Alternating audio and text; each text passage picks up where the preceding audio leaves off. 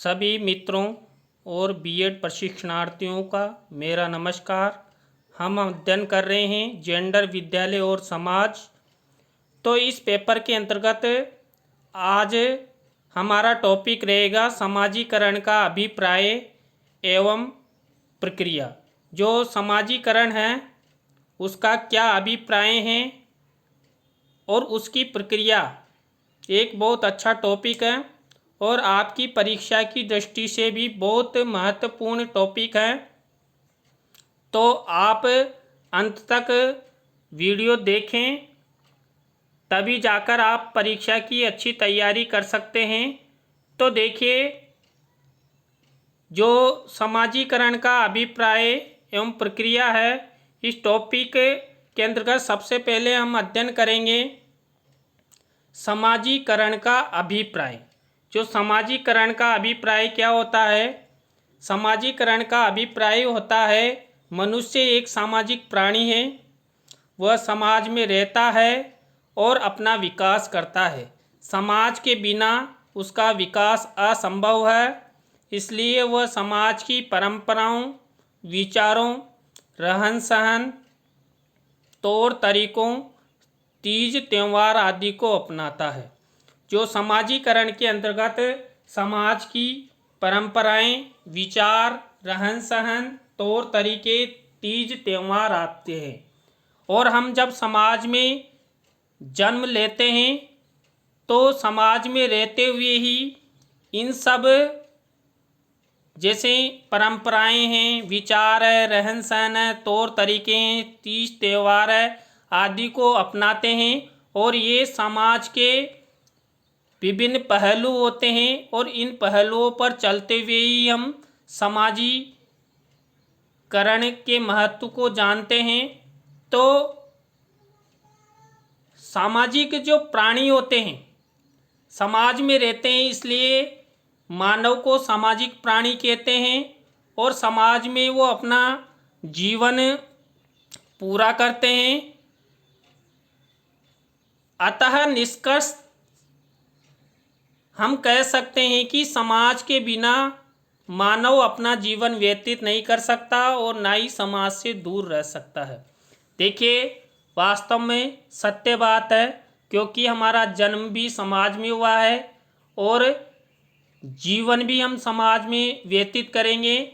और जब हमारी मृत्यु होगी तो समाज के व्यक्तियों के द्वारा ही हमें स्वर्ग लोक के लिए जो शमशान भूमि है उस पर ले जाया जाएगा। तो समाज के बिना मानव का विकास असंभव है। तो ये समाजीकरण का अभिप्राय है। अब हम अध्ययन करते हैं समाजीकरण की प्रक्रिया। समाजीकरण की प्रक्रिया क्या होती है? समाजीकरण सीखने की एक प्रक्रिया है, यानी कि व्यक्ति समाज में रहता है और समाज में सब कुछ सीखता है। और उस सीखने की प्रक्रिया यानी कि जब बालक का जन्म होता है तो समाजीकरण की प्रक्रिया उसके तुरंत बाद प्रारंभ हो जाती है। समाजीकरण की प्रक्रिया के तहत सबसे पहले उसका नाम रखा जाता है।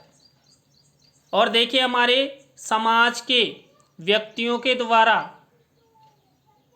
उसके नामकरण के साथ साथ ये फला जाति से हैं, फला धर्म से हैं, ये सब चीज़ें भी रख देते हैं जो आगे जाकर उसके लिए दुखदायी हो जाती है।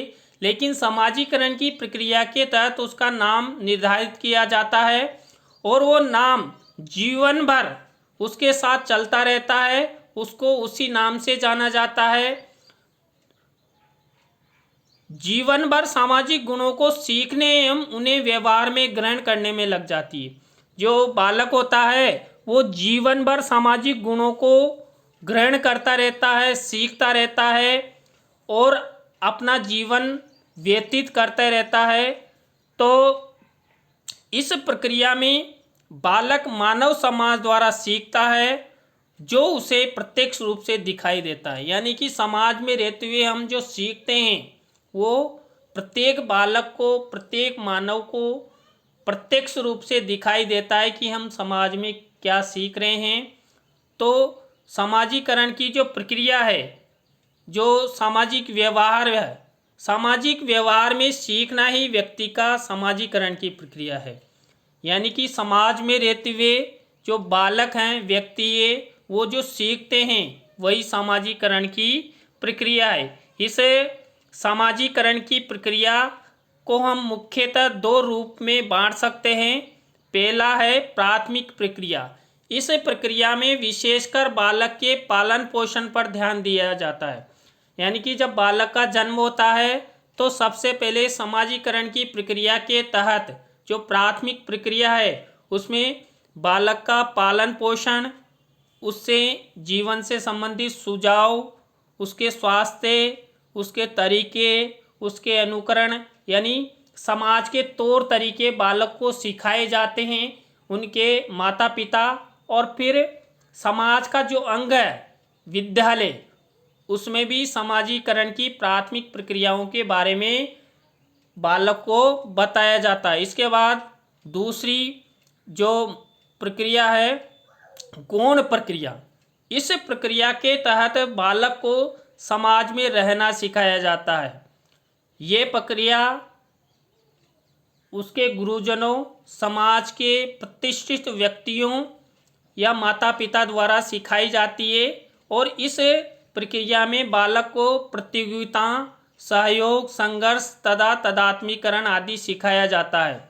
यानी कि समाज में रहना सिखाया जाता है, अपना जीवन यापन करना सिखाया जाता है कि जीवन में हमें किन किन व्यक्तियों से प्रतियोगिताएं करनी है, सहयोग करना है किन किन लोगों का, और संघर्ष करते हुए आगे बढ़ना है। और तदात्मीकरण यानी कि कौन से व्यक्ति का हमें अनुकरण करना है जिससे हम आगे बढ़ सकते हैं।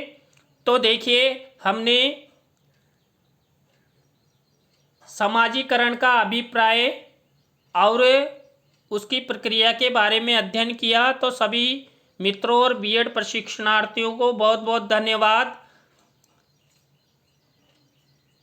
और हम कल फिर नए टॉपिक के साथ जो समाजीकरण की परिभाषाएं हैं उसके बारे में अध्ययन करेंगे। धन्यवाद, फिर मिलते हैं।